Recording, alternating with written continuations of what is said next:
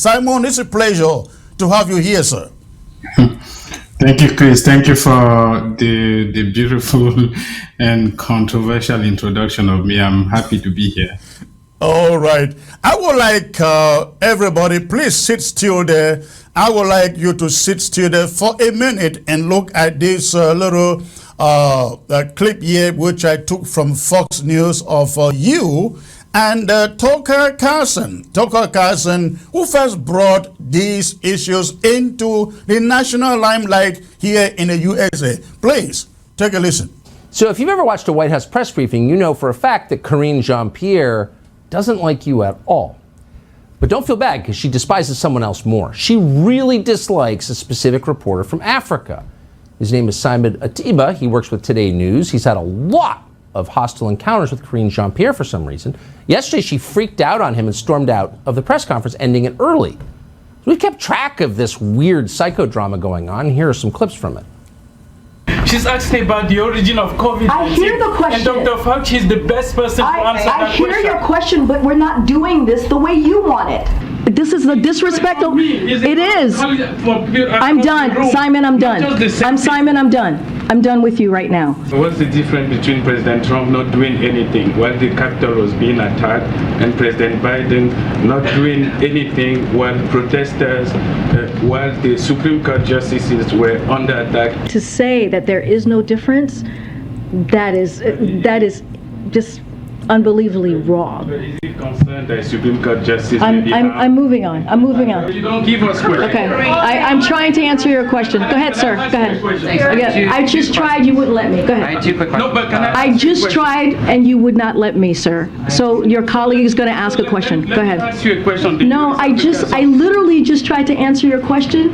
You shut me down. So now your colleague is going to. Let me ask the question first before you answer. Okay. Thanks, everybody. I'll see you tomorrow. Question on the respect for marriage. It's a good thing she's unarmed, or Simon Ateba would be in deep trouble. He's his correspondent for Today News Africa, and obviously kind of a hero. He joins us tonight. Simon, thank you so much for coming on. Wait, you can feel it watching that tape. She is mad at you. Why do you think that is? Yes, first of all, thank you, Tucker, for having me on your show. There's a reason why your show is the most watched show in news in the U.S., because you bring people like me. It's been a disaster, a total catastrophe, a real nightmare covering the Biden White House. Right now, I'm the voice of Africa in the U.S., but I can confirm that the level of discrimination against me and against African journalists in the White House, it's outstanding. It's disgraceful. You know, it's been 3 months that we don't have questions at the White House. Even as President Biden is about to receive 50 African head of state in DC for the U.S. African Summit, she didn't even give us even a single question. I've been trying for the past 3 months. And, you know, it's shocking because she's black. She's an immigrant. I'm black. I'm also an immigrant. And she's discriminating against me more than the white people who were, the white lady who was there before. And it's shocking. She should be ashamed of herself for doing that. And it's heartbreaking.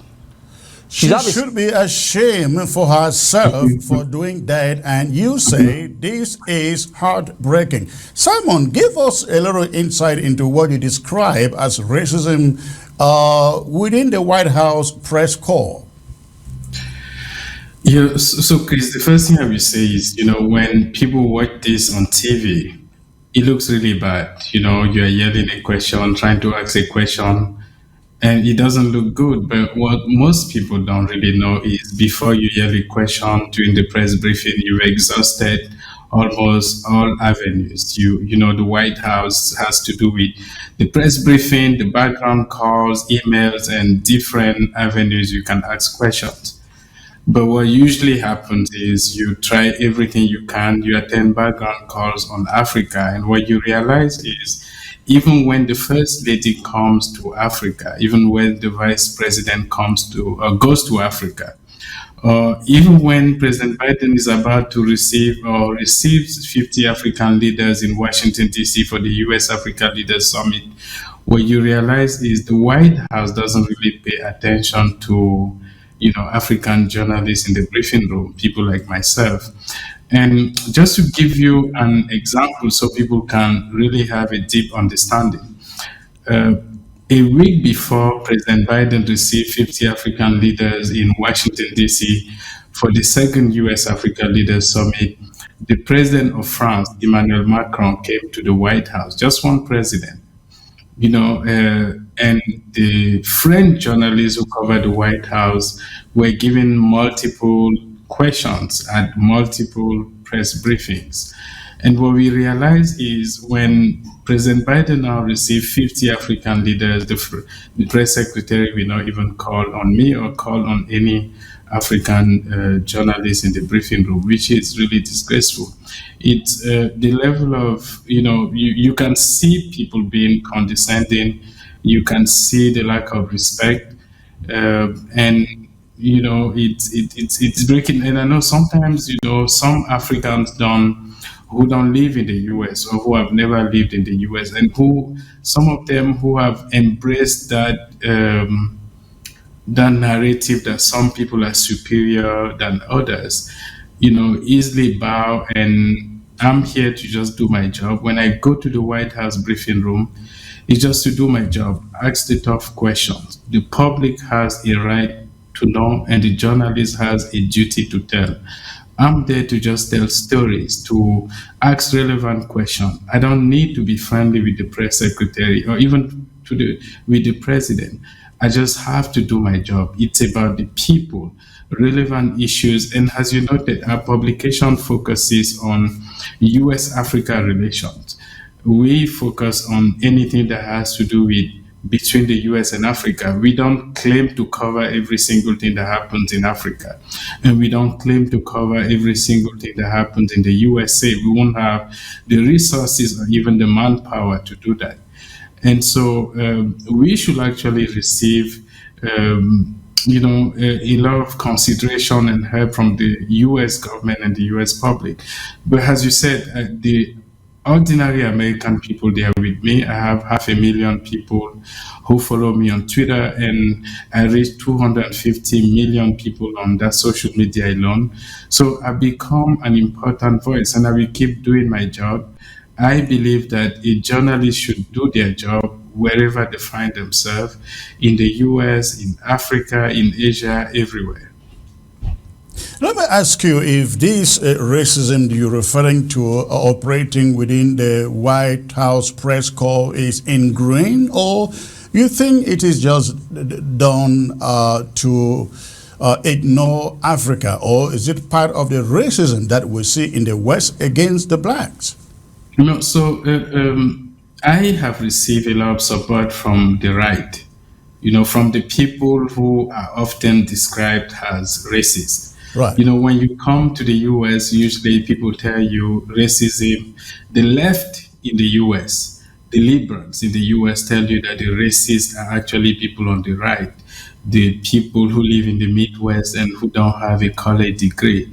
But my experience has been really different, where I've received a lot of support from not just the right in terms of the people, but also in terms of the media.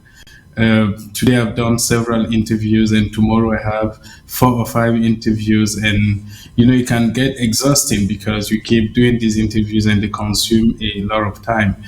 But we call it, you can see how condescending the Biden press secretaries have been to Africans. And so I wouldn't say that the whole country is racist. I wouldn't say that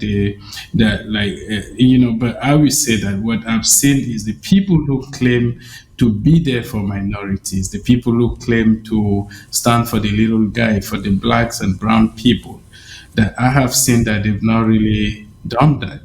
And that's why, if you remember in February last year when the war between Ukraine and Russia exploded, the US realized that they didn't have the support that they needed from African countries. And they had to rush Blinken to Africa, to South Africa, right, to unveil the US policy in Africa. Because, there's that lack of support at the same time where China is expanding its influence. Russia's influence is expanding. And also at the time where you have all those coups that, you mentioned, from Niger to Burkina Faso to Mali. And I believe that it's, with all those things happening in Africa, and with the US trying to increase ties between African nation and the US, I believe that now is the time to also treat people who cover the White House and Africans who have been, who do their job, to actually help them to do their job, help them to practice their trade. Now, let us get into covering the White House in Africa. You said when the US-Africa Summit was about taking place here, you had been in the White House for over years, and for 7 months, you had not been given an opportunity to ask a single question. And even when the African leaders or African Summit was coming up, you had no opportunity to ask a question. So the question becomes, what are you doing there? No, so there are different ways to cover the White House. The press briefing is just one of them. One of them where you can ask direct questions. You've been a journalist for many years, and you know that usually when you send an email to people, they give you a public relation answer. And sometimes the best way to really have answers to questions is to confront or to ask a direct question directly to the president or directly to the press secretary. And so I've been doing my job. You have many things that happen in the White House. You have press briefings, you have statements, you have documents, you have there are a billion things that take place at the same time. And also the best way to cover US-Africa relations is also to connect with the US-Africa Media Hub in South Africa. So they do a lot of press briefings, a lot of documents there, and they also allow you to to be able to connect with sources. And for someone who has been a journalist for a long time, what you get to also understand is most people in government lie. Most people in government tells you things that are either half truth or complete falsehood.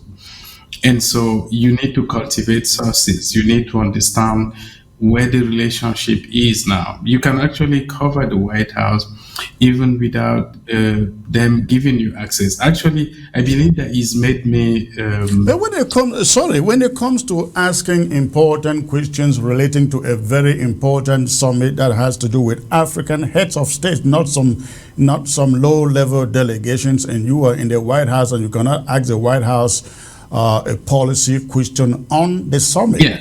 That's a problem, right? No, that's a big problem, and that comes back to the disrespect I was talking about.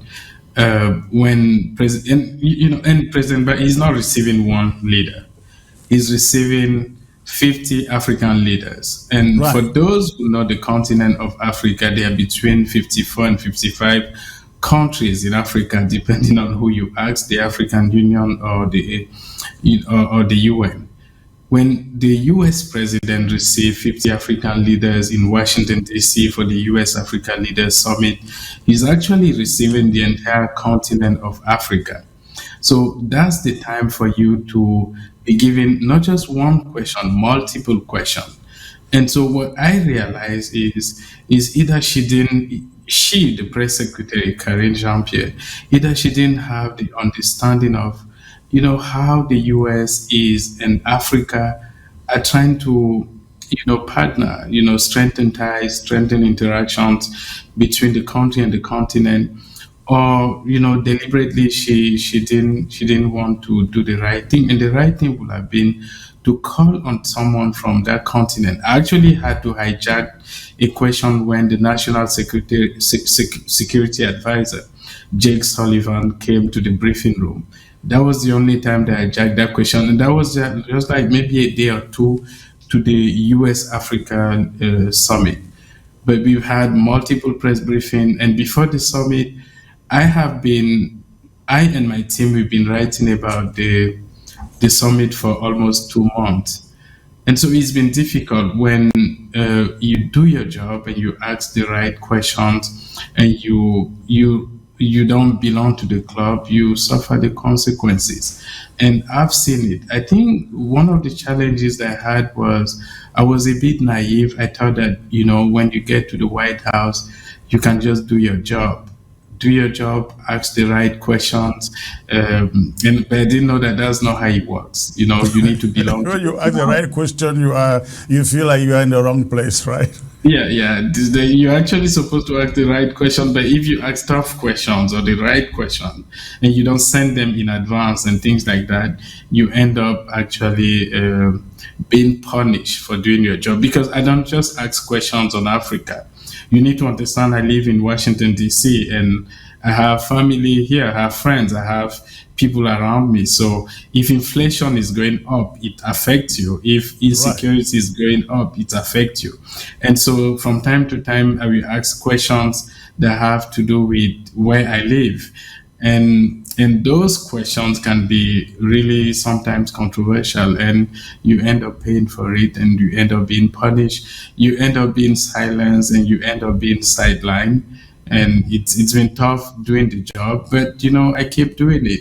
I try to use other means to cover the White House. As I said before, when they don't call on you during press briefings, you try to find different ways to cover them. But, that's not the right process. The right process is you need to have access to the press secretary, who is the spokesperson for the US president, and you need to ask them direct questions during press briefing. And it's not just that I'm not attending the press, I'm not being allowed to ask questions during press briefings. It's also that she didn't allow African journalists to even attend events with President Biden, press conferences. Oh, are you serious? Yes. Are you saying that when President Biden is having a press conference, African journalists are not allowed to come in? Yeah, so they were usually told African journalists you were not credentialed because even when you have credentials in the White House. Yeah, because your hard pass allows you to gain access to the White House, but doesn't give you the right to be called on.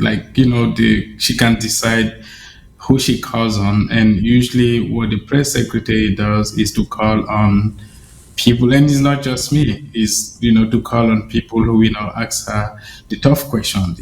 I have colleagues who work for right-leaning publications who are also not called on because of their question. They are going to ask about Hunter Biden and cocaine in the White House and, crime rising in the border and different other difficult issues. And she doesn't necessarily want to answer those questions. So it's been tough. I have attended a press briefing with President Biden, but most other events, she won't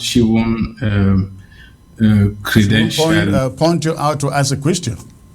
Yeah, she won't call you out, and sometimes they won't grant you access. Now, this is a little further to me, and I like to do something. I like us to go back to that clip with Tucker Carlson, look at those exchanges that you had with Karine Jean-Pierre during one of the press briefings. I would like to ask a question after that. Take a look. Psychodrama going on. Here are some clips from it. She's asking about the origin of COVID-19. I hear the question. And Dr. Fauci is the best person to answer that question. I hear your question, but we're not doing this the way you want it. This is the disrespectful. It is. I'm done. Simon, I'm done. I'm Simon, I'm done. I'm done with you right now. So what's the difference between President Trump not doing anything while the Capitol was being attacked and President Biden not doing anything while protesters, while the Supreme Court justices were under attack? To say that there is no difference, that is just unbelievably wrong. Is it concerned that Supreme Court Justice I'm moving on. I'm moving on. You don't give us questions. Okay, I'm trying to answer your question. Go ahead, sir. Go ahead. Again, I just tried. You wouldn't let me. Go ahead. Two quick questions. No, but can I just tried, and you would not let me, sir. So your colleague is going to ask a question. Go Let me ahead. ask you a question. No, I literally just tried to answer your question. You shut me down. So now your colleague is going to. Let me ask the question first before Okay. you answer. Thanks, everybody. I'll see you tomorrow. And there she walks out right there on you. She walks out on you. Simon, you shut down the press conference, and the press secretary walked out because he couldn't let. No, Now, actually, let me ask you, are there behind the scene meetings where maybe you go to her or she calls you and say, Simon, what you did was wrong, or Karine, you ignore my questions?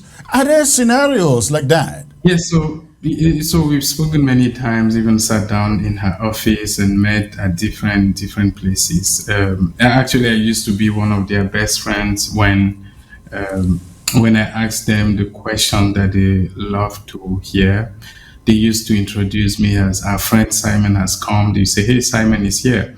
But then in November 2021, President Biden banned 8 African nations because of the new variant of COVID-19, the Omicron variant. And the only reason they banned those countries was because South Africa was able to identify the new variant and alerted the World Health Organization in Geneva. And President Biden, how did he react? He reacted by banning 8 African countries. At the same time that the variant was in the UK, in Asia, even here in the US, 6 of the 8 African nations that were banned had 0 cases of the Omicron variant. And so I challenged them. I told them, I wanted them to give me an explanation why they could ban 8 African nations with 6 of them having 0 cases of the Omicron variant, while not imposing the same ban on Europe when they had hundreds of cases. And what the former press secretary, Jen Psaki, did was she tried to inflate the numbers. She tried to tell them, hey, there are multiple cases, and that was false. And I said that the information she was given was not correct. And from that time, I realized that the relationship between me and the people at the White House became strained. But that was something good in a way, because I realized that when you actually do your job, you may not be in the good book of the people in the White House, the people in government. When you don't do your job, when you ask flattering, easy questions, they introduce you as a friend, they want to meet with you, they ask you to send the questions in advance and things like that. Yeah. But the moment you begin to do your job, you begin to realize that the relationship is no more the same. And that's why my challenge at the White House started, for challenging them on the ban on 8 African nations. And All since right. then, Hold on there, Simon. Let me take you to another clip, and after that, I will get back to you on another follow-up question, especially relating to the rest of the members of the White House press corps. Listen to this. She never really explained Mental Health Day or something. None of them were doctors. But at the same time, even as she was promoting a TV show, the White House press secretary refused to take questions from actual reporters. First on that list would be our friend Simon Ateba of Today News Africa. So today, Ateba just got frustrated and called out the White House press secretary for ignoring his actual questions for months. Watch what happened next. What you are doing, you are making a mockery of the first American. Decorum, please. It's been 7 months. You've not called on me. You've not my messages. I'm saying that's not right. That's not right. Fun times, welcome, guys. Now, Welcome. here you're Welcome to the holding press Karen briefing hostage room. again. It's not right. This is not China. This is not So, Russia. This is the Hold on there. Let him finish. I want that point. This It's been particular point. 7 months. I sent you The rest of us are here too, pal. It's been 7 months. You guys have not done anything for If me. you have grievances, you should bring them to her later. I have Right done now, that. this is I've for the done that. entire All my press emails corps. have been And the ignored. press corps is tired of dealing with this. It isn't I've done about that. you, Simon. Understand that you get questioned all the time and you don't understand what it is to sit here for 8 months and being discriminated against. Understand that you're in the front row and you feel comfortable and you get questioned all the time. But there are people in the back who don't get any questions. Don't make assumptions about what the rest of us do. All right, Simon. The point I want to get to with that clip is, you listen to other members of the White House press corps, and some of them are essentially shouting you down, and they see you as a distraction. No, actually, for Tucker Carlson, who took this. No, actually, Chris, I need to quickly say something. One of the guys who was attacking me, he actually, got into a fight with, the Trump administration, and his badge was taken away from him because he almost fought in the Rose Garden. He was also sacked from his former office because. Which media organ was he? He used to work for Playboy. For Playboy? Playboy. You mean Playboy had a White House correspondent? Yeah. Playboy used to have someone. Yeah, because listen, when Playboy used to have millions and millions of people reading them, and they used to be very influential when it comes to politics. If you remember, Clinton and some of the candidates went to meet with them. So, it's about. So that guy lost his credential. He went to court, and the court was able to give him his credentials back. But he also lost his job many years ago because of some of the things that he wrote about the first Bush president. And he also lost his membership from the White House Correspondent Association because he pushed someone in the Rose Garden. So that's the guy telling me to be quiet when actually he, I can send you videos of, it's the height of hypocrisy. He wanted to be in the news and also be in the good book of the press secretary. What you realize is, I understand them, when you sit in the front row and you get 3, 4, 5, 6 questions at every press briefing, what happens to you is you become entitled. You believe that that's how it should be. You don't even pay attention, so it doesn't even occur to you that there are people behind you who also have important questions. And so you don't do anything for them for all that time when they now hear their question, and that affects you. Are you saying that, I understand the way the sitting is done in the press, in the White House press corps, where you have what you call the big media, the Fox News, CNN, ABC and stuff. They take the front seats, and then... There are only 49 seats in the White House press briefing room, 49. And so is it, hold on there. Are you saying that the Playboy guy was seated right ahead of you? Because again, you are seated in a certain manner. He wasn't. He was standing. He was actually standing. Oh, he was standing. Okay. He doesn't have a seat. Yes, he was standing. And so he decided to yell back. Now he does some things for CNN. And he wanted to be in the news because this is someone who has fought in the White House. They took his badge away. He had to go to court, and he's done that multiple times. And that's the guy calling on me to, be for some decorum. So all I wanted to say is there's, people become entitled when, you get questions all the time, and you don't even pay attention that there are people behind you. It's made me more sensitive, to be more sensitive and understand that, even when you get called on all the time, you need to pay attention to your surrounding. If you attend a press briefing every day and they call on you and you ask 8 questions, and there is someone in that same press briefing room who has not been called on in 8 months, when they raise their voice and say that they want to be called on, you should be sensitive enough to say, let the guy ask question. But you have very few people like that. And that's why in the end, you have very few people like Gandhi and Mandela and all those people, because most people are not sensitive. Most people go with the drama. They see you on TV and they're like, oh, that looks really bad. Why were you yelling a question?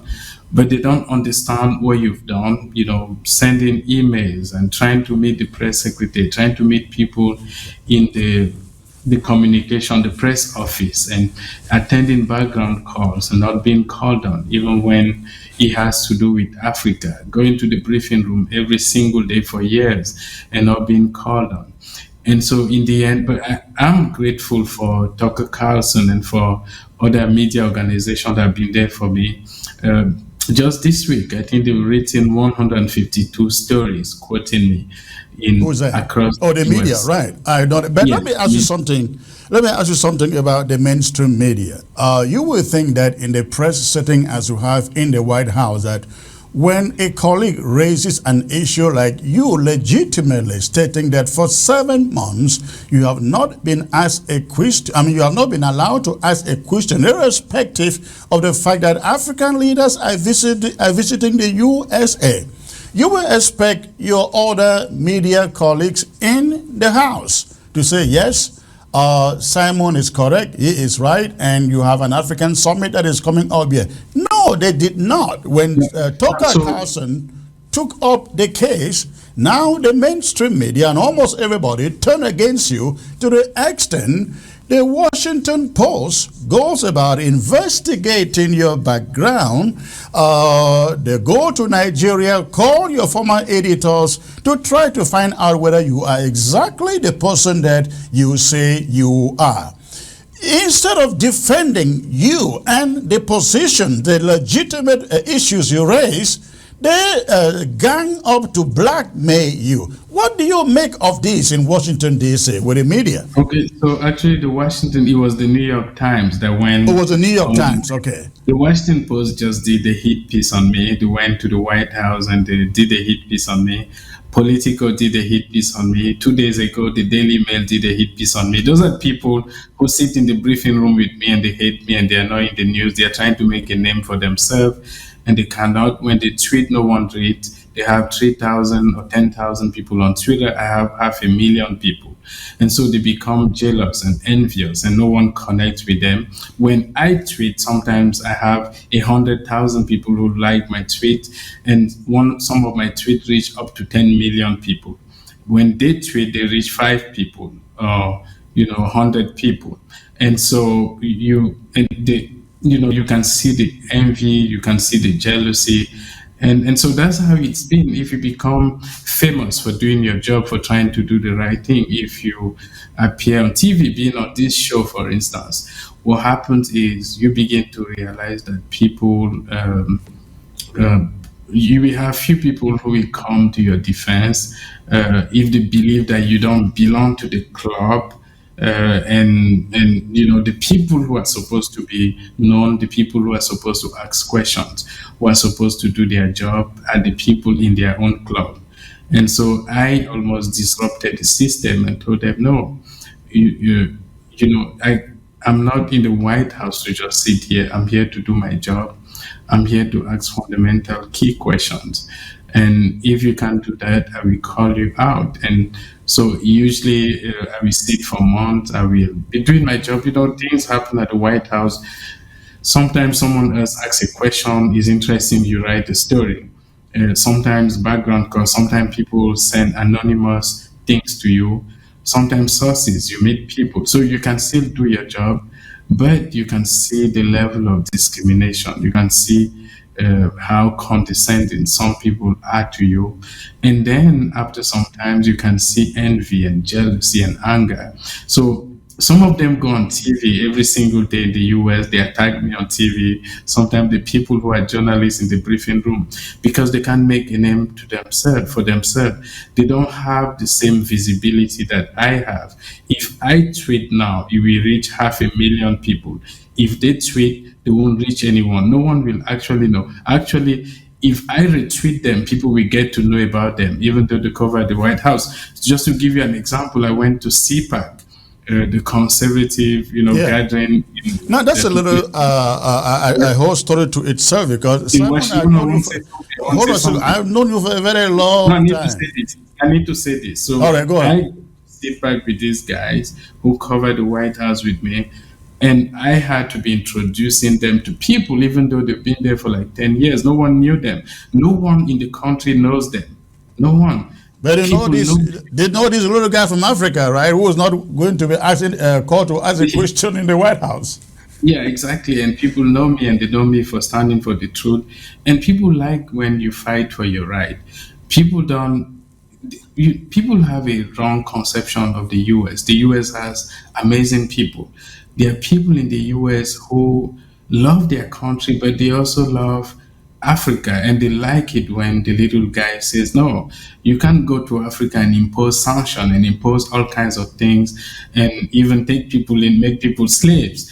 And then when an African guy in the White House, you look down on them and you decide not to call on them and you want him to be quiet. He's going to raise his voice, he's going to ask his questions, and that's what I've done. And I think he says something about me. I'm ready to fight. I'm ready to fight for my right. I'm ready to keep doing my job and keep calling them out. I don't have any fear anymore. I'm almost like Dr. King when he said, I can die now, I have no fear anymore. So it's about the job, it's about the people. It's about, continue to do your job and asking key questions. Now, where you are coming from is quite interesting, because I have known you for a very long time. You happen to work in the same media house in Nigeria where I worked. In fact, when you got there, you told me, they asked you whether you know Chris Anu.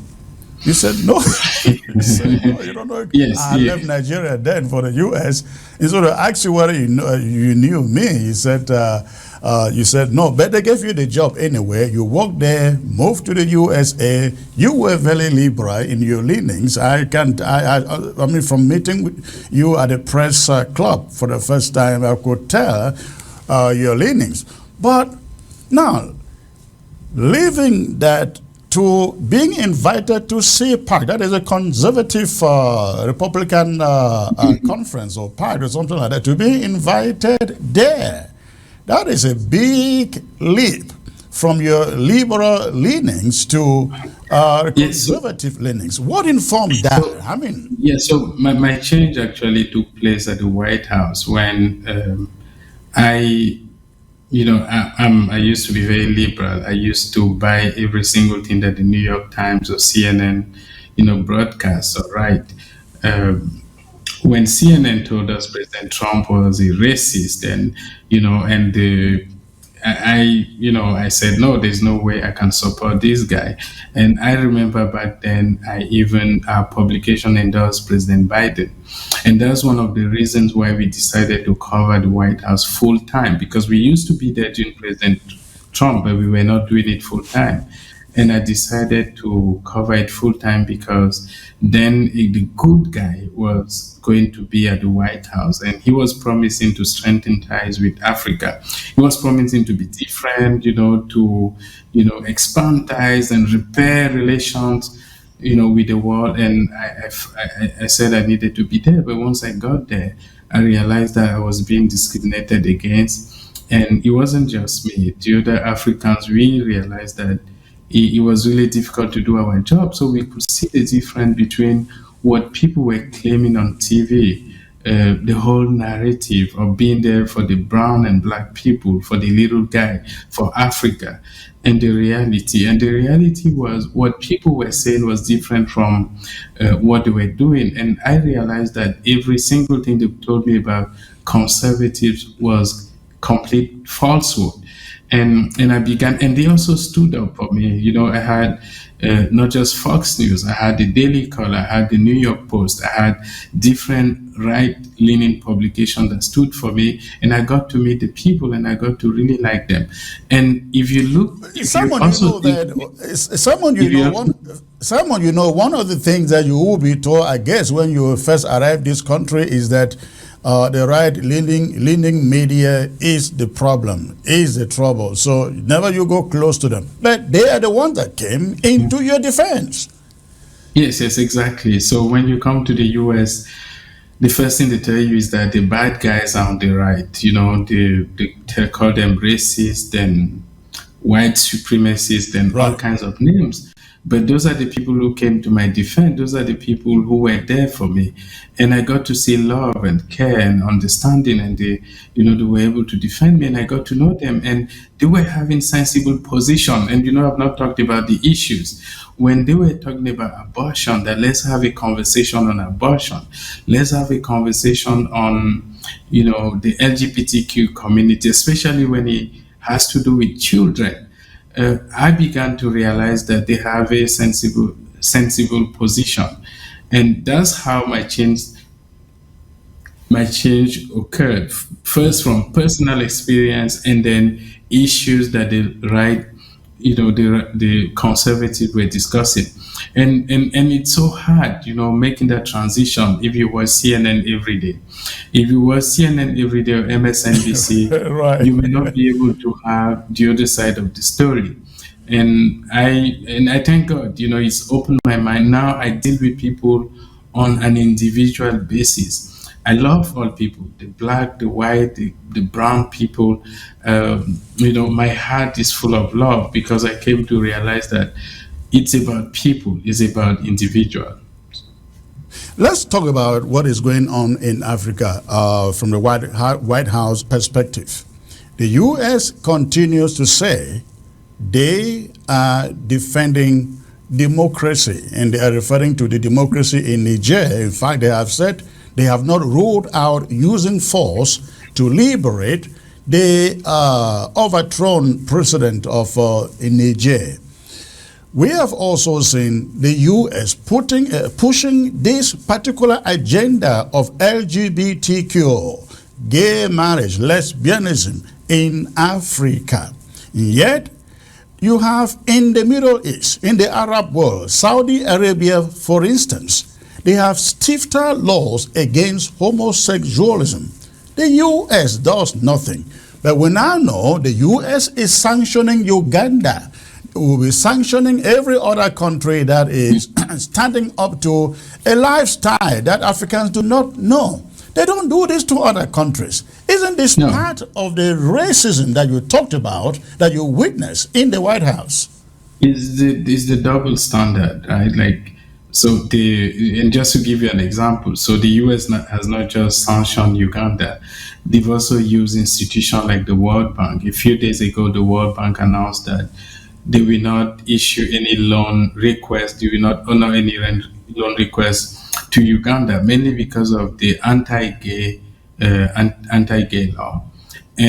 But that was at the same time the Secretary of State Blinken just returned from Saudi Arabia. In Saudi Arabia, homosexuality is, homosexual or same-sex relations is condemned. Those who are found guilty, they are sentenced to death. They killed them. But, he was praising them. He was, because of the oil. But when it comes to Africa, you see they have this, and that's the same disrespect I'm talking about the White House, where you see they can condemn Africa. They can even order them. They can order the African Union to reinstate this person or do this for them, but they don't apply the same tone and the same words and the same action. Right. They don't take the same action when it has to do with other countries. And you mentioned Niger. What they do is they don't do it directly. They will go through ECOWAS or the African Union and ask Tinubu, who is the president of Nigeria, who is now the head of ECOWAS, to make sure that the deposed president Mohamed Bazoum is returned to power, even when the people on the street are saying that they can't see the dividends of democracy, they can't see the benefit. Their lives are really hard, even with their mineral resources being exploited by France and protected by the US. What you need to understand, officially the US says they are bringing democracy to Africa. France says the same thing, but what happens in reality is, they are there to protect their own interests and sometimes to even exploit mineral resources. And that's what we are seeing in Niger with uranium, where they help to power a nuclear plant in France. And they have 1,000 soldiers there just to protect their interests, not to protect the people in Niger, not to bring any democracy, not to defend human rights. All those things are BS, complete bullshit. What they are there for is to protect and defend their interests. And what we did, one of the reasons we decided to start Today News Africa was because we wanted to strengthen ties between the US and Africa. Because you see, the US and Africa, we keep having relationship, trade relationship, educational relationship, diplomatic and security relationships. And someone has to highlight those things. AFRICOM is actually supposed to be focusing on Africa, but they are based in Germany. And so what you realize is there are many interactions and a lot of businesses and, interaction between the US and Africa. And that's what we focus on. Instead of actually assisting us, what they are doing to us is to undermine us and try to fight us, because sometimes the people in the White House, sometimes the people in Washington, D.C., don't have the full understanding of what is happening, especially as China and Russia are expanding their influence across those countries. In Niger, for instance, they have the flag of Russia. They say that Russia is welcome, but they don't want France. And so it's sad what's going on. That is quite interesting there. Now let us look at what is happening in the Sahel and the American position. America happens to find itself at a very difficult position, being that they have to support their traditional allies, the French, and but they also have to preach democracy. In the meantime, they would be seen in a very awkward position if they are opposing Africans who say, we want our rights back. We want our rights back. And we're seeing that happening not just in Burkina Faso, Mali, Guinea, Niger, but we see it in Kenya. We see it in Uganda, in Tanzania, all over the place.